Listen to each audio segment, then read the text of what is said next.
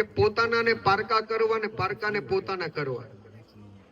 પ્રદીપભાઈના ઘરેથી હવે રાજેશકુમારના ઘરમાં એન્ટર થાય ઉર્મી, એટલે વિષ્ણુ રૂપી વરાજાને ઉર્મી એમ કહે છે કે મેં મારા માતાના ઘેરે નાનેથી મોટી થઈ, ઝીણા મોટા જે કઈ વ્રત કર્યા એના પુણ્યના પ્રભાવે તમે આજે મને પતિ રૂપે પ્રાપ્ત થાવ છો.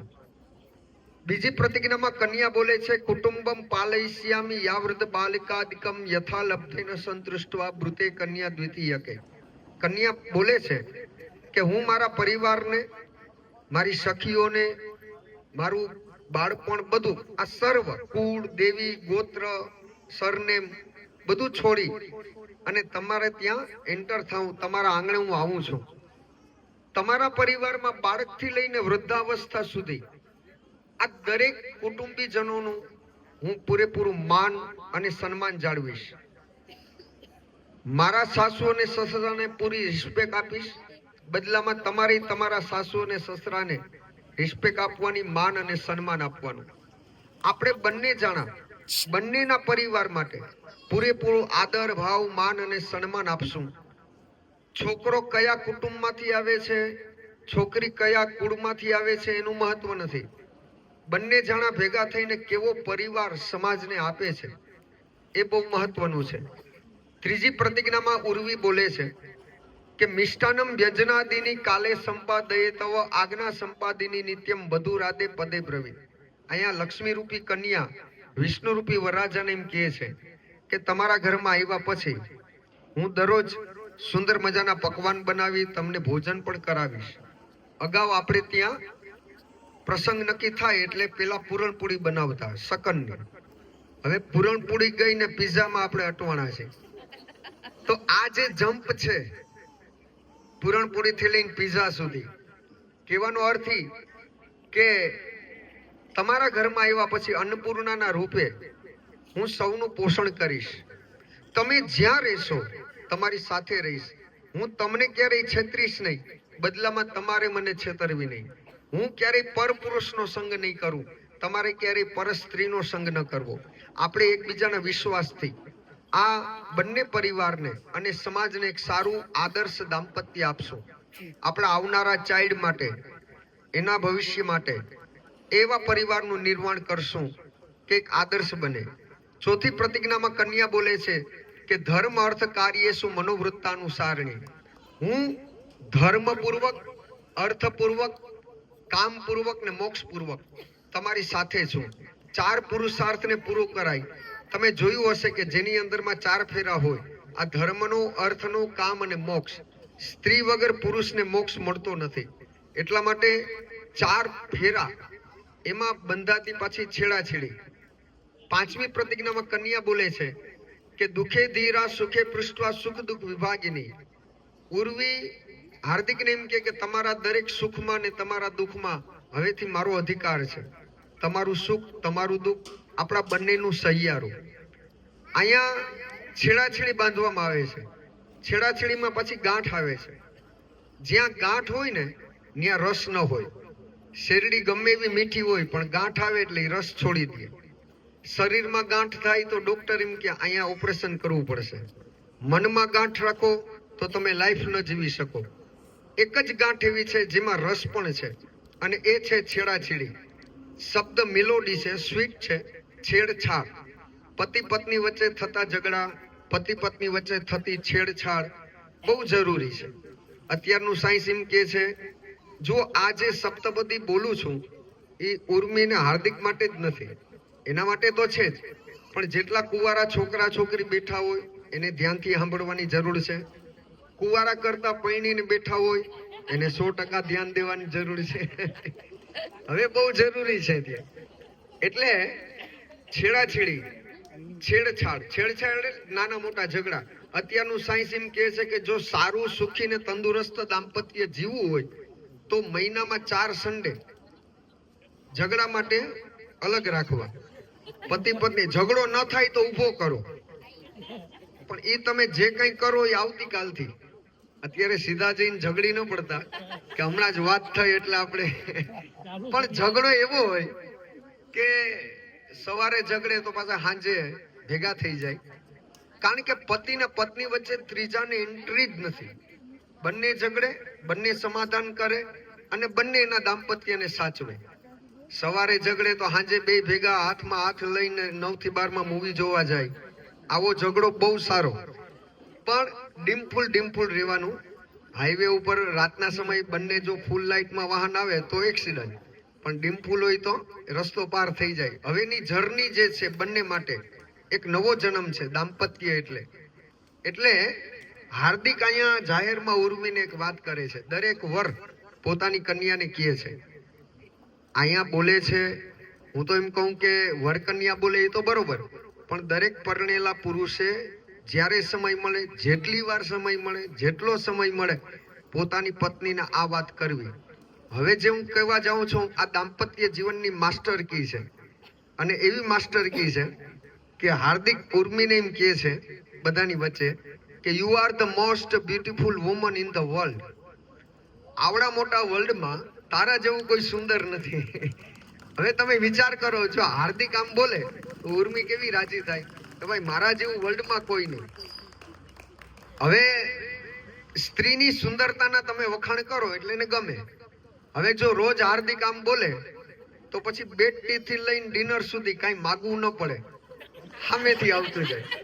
એટલે આ એક માસ્ટર કી છે. હવે આટલું બોલ્યા પછી કદાચ ઉર્મી રાજી થાય એટલે હાર્દિક ધીમેકથી એમ કે ક્યારેક ખોટું બોલવાની ટેવ ખરી. આને કહેવાય છેડછાડ. એટલે આપણે ત્યાં દાંપત્યની શરૂઆત થાય, પતિ પત્ની વર કન્યા એનો સગપણ નક્કી થાય એટલે પેલા શું કહે, મીઠી જીભ લીધી, ગોળ ખાધો, મીઠી જીભ લીધી. આ એક સગપણની શરૂઆત છે. હવે હંમેશા વાણીને મીઠી ને મધુર જ રાખવી પડે. જો વાણી કડવી થાય તો સમસ્યાઓ ઘણી બધી ઉત્પન્ન થાય. એટલે આપણે ત્યાં એમ કીધું છે કે those who do not have money on their tongue must have honey on their tongue. ખિસ્સામાં કદાચ પૈસા ન હોય ને તો 24 કલાક તમે પસાર કરી શકો, પણ જીભ ઉપર હંમેશા મધ રાખવું. જેની વાણી મધુર એનું દાંપત્ય મધુર, જેની વાણી મધુર એનું જીવન પણ મધુર. અહીંયા છઠ્ઠી પ્રતિજ્ઞામાં ઉર્વી બોલે છે કે હોમ યજ્ઞાધિકારીએસુ ભવામી ચ સહાયકૃત. આપણા ઘરમાં, પરિવારમાં નાના મોટા જે કંઈ ધાર્મિક પ્રસંગ આવશે, આઈ સપોર્ટ યુ, હું તમારી સાથે છું. અને છેલ્લી 7મી પ્રતિજ્ઞામાં બોલે છે સેવા શ્વશુરશ્ચાપી બંધુનામ સત્કૃતમ તથા. હું મારા સાસુ અને સસરાની સેવા પણ કરીશ, પરિવારમાં આવતા મહેમાનો અતિથિઓને માન સન્માન એને આદર પણ આપીશ. ભવિષ્યમાં આપણે ત્યાં જે ચાઇલ્ડ થશે, આપણો પરિવાર આગળ વધશે અને એને પણ આપણે આપણા પૂર્વજના સંસ્કારોથી એનું સિંચન કરશું. અહીંયા પ્રેઝન્ટ ઓફ સોસાયટી, કદાચ આપણા બે વચ્ચે ઝઘડો થાય તો પરિવારમાં કે સમાજમાં એ ઝઘડો ન પહોંચે એના માટે આપણે આપણી સમજદારી પૂર્વક એનું નિવારણ પણ લાવશું. એટલા માટે સપ્તપદીમાં 7 પ્રતિજ્ઞા કન્યા બોલે છે, વર સાંભળે છે. હવે આની શરૂઆત જ માંડવાથી થાય. પત્ની બોલે ને પતિ સાંભળે, એ જીવનના છેલ્લા શ્વાસ સુધી હાલતું હોય. પતિ સાંભળે, પત્ની બોલે, અને જેથી પત્નીનું સાંભળવાનું બંધ કરો ને એટલે સમસ્યાઓ વધે. એટલે પતિ સાંભળી લેવું.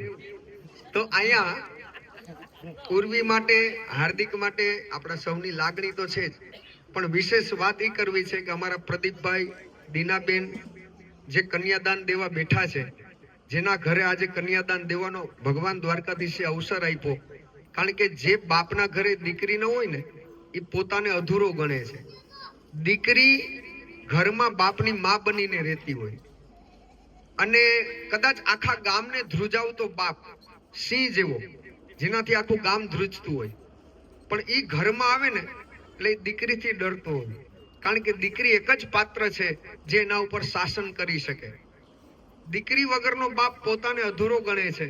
એટલે પ્રદીપભાઈ જ્યારે ઉર્વીનો હાથ લઈ હાર્દિકને સોંપે છે ત્યારે શાસ્ત્રમાં બતાવેલી એક અપીલ છે, લગ્નના શ્લોકમાં આવે છે કે કન્યાનો બાપ એમ કહે છે કે હે વિષ્ણુ રૂપી વરાજા, મારા હાથ અને પગ એ મારા દીકરા છે, સમાજમાં મને ક્યાંય પડવા નહીં દે, પણ જે હાથ લઈને હું તને આજે આપું છું એ મારું હાડ છે, મારું હૃદય છે, અને મારું હૃદય આજે હું તમને સોંપું છું.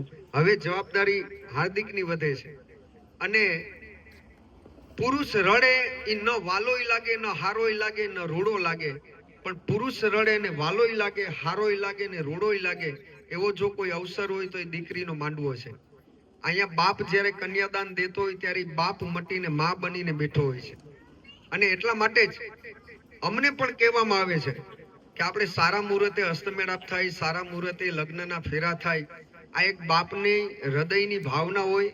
કારણ કે નાની દીકરી જન્મે ને ત્યારથી બાપ એના સ્વપ્ન જોતો હોય કે આના માંડવે આના બહુ સારા રીતે બધું પાર પડે. અને સારા મુહૂર્તે હંમેશા દરેક પેરેન્ટ્સ ઈચ્છે કે અમારા સંતાનો સારા મુહૂર્તમાં સારા ચોઘડીએ એના લગ્ન સંસ્કાર થાય. પણ અત્યારે બહુ જરૂરી છે, હવે બધાએ સજાગ પણ થવાનું છે. અમુક સમાજમાં થાય છે કે બહુ જે સમય વેડફાય છે ખોટો, એ ન વેડફાય અને મુહૂર્તમાં આપણે વધારે ધ્યાન દઈએ તો કમસે કમ બાપની જે ફિલિંગ છે એને આપણે જાળવી શકીએ. અહીંયા બહુ સુંદર રીતે દ્વારકા નગરીમાં હાર્દિક અને ઉર્મી માટે આપણે સૌએ આ લગ્ન સંસ્કાર જોયા, જાણ્યા. હું તો એમ કહું કે દ્વારકાનાથ 100 વર્ષ દ્વારકામાં રહ્યા, એને જેવું દાંપત્ય ભોગવ્યું એવું જ સુંદર દાંપત્ય હાર્દિક અને ઉર્મીને ભગવાન દ્વારકાધીશ અહીંયા અપાવે. અને ઉર્મીના ભાઈએ જે અહીંયા 4 વખત લાજાઓમ કર્યો, આનો અર્થ એક જ છે કે બાપ પછીનો જો કોઈ ખભો હોય તો એ ભાઈનો છે. અને ભાઈ બેન માટે પછી બાપના રૂપે બેઠો હોય છે. એટલે ભાઈને ખબર છે કે આજે હું શું ખોવા બેઠો છું, અને દીકરીના બાપને ખબર છે કે હું શું આપી રહ્યો છું. એટલા માટે આપણા હિન્દી પિક્ચરમાં એક કડી છે ભાઈ માટે કે દેખ સકતા હું મેં कुछ भी होते हुए, देख सकता हूँ मैं कुछ भी होते हुए, नहीं मैं नहीं देख सकता तुझे रोते हुए. આપણે હાર્દિકને, ઉર્મીને, આ બંને જણાને ત્યાંથી તમે બેઠા બેઠા એને જુઓ તો લુક વાઇઝ બહુ સરસ છે, લાગે સારા. આજે એનો પોઝ જ કંઈક અલગ હોય. પણ એકલા હાર્દિકને વર બનીને અહીંયા પહોંચાડવામાં કુલ 6 વર ભેગા થાય ત્યારે 1 વર પૈણે. એટલે પેલા તો હાર્દિક મૂળ વર, હાર્દિકની બાજુમાં બેઠેલા અણવર, વર નંબર 2. હાર્દિકની ગાડી લઈને માંડવા સુધી પહોંચે પ્રદીપભાઈ, એ છે ગાડીનો ડ્રાઈવર. 3, હાર્દિક એન્ટર કરે ત્યારે એના હાથમાં ફ્લાવર હોય. 4, હવે હાર્દિકનો નાનો ભાઈ ઉર્વી માટે થતો દેવર. 5, કોઈના પ્રસંગમાં જાવ તો ખાલી હાથે ન જવાય, કવર લઈને આપણે જઈએ. તો કુલ 6 વર ભેગા થાય ત્યારે મૂળ વર પૈણે છે. અને એટલા માટે થઈ આપણે બધા ઊભા થઈ હાર્દિક માટે અને ઉર્મી માટે, કારણ કે એ બે આપણા માટે ક્યારના ઊભા છે. તો આપણે સૌ ભેગા થઈ કમસે કમ 30 મિનિટ ચાલે એવી તાળીનો અવાજ આ લગ્ન સંસ્કાર દ્વારા હાર્દિક અને ઉર્વીને આપીએ. તો જે બેઠા છો એ બધા ઊભા થઈ જાજો. કમસે કમ 30 સેકન્ડ સુધી તાળી સતત વાગતી રહીએ. અને આપણે પ્રદીપભાઈને, અમારા રાજેશકુમાર, કિરણબેન, દીનાબેન, આ બંને એમના માતા પિતા, એના પેરેન્ટ્સને ખૂબ ખૂબ અભિનંદન આપીએ કે તમારા આંગણે આજે શુભ પ્રસંગ ભગવાન દ્વારકાધીશે આપ્યો. સૌનું મંગલમય થાય, સૌની મનોકામના પૂર્ણ થાય અને આવા ને આવા શુભ કર્મ ભગવાન આપના આંગણે આપતા રહીએ. આવી શુભેચ્છાઓ સાથે તાળીનો અવાજ 28 સેકન્ડ થઈ, હવે 1.5 સેકન્ડ બાકી છે. થોડું વોલ્યુમ વધારી આપણે 30 સેકન્ડ સુધી ખૂબ ખૂબ આશીર્વાદ આપ્યા. અભિનંદન અમારા કિશોરભાઈ, જેની બહુ ઈચ્છા હતી ચકુના લગ્ન અહીં થયા અને આપણે આ જ રીતે એને આ સંસ્કાર મળેલા હતા. તો એક દ્વારકાધીશની નગરીમાં બોલો શ્રી દ્વારિકાધીશ કી જય. બધા બે હાથ ઊંચા કરજો. મારી સાથે જેને ફાવે એ બધા બોલી શકો છો. ભગવાન દ્વારકાધીશની આપણે છડી પોકારી અને આ લગ્ન સંસ્કારને આપણે વિરામ આપીએ છીએ. ગણી ખમ્મા રાજાધિરાજ ગૌ બ્રાહ્મણ પ્રતિપાલક મહારાજાધિરાજ દ્વારિકાનાથને ઘણી ખમ્મા, ઘણી ખમ્મા, ઘણી ઓમ નમઃ પાર્વતી પતય હર હર મહાદેવ હર. Thank you. ધન્યવાદ બધા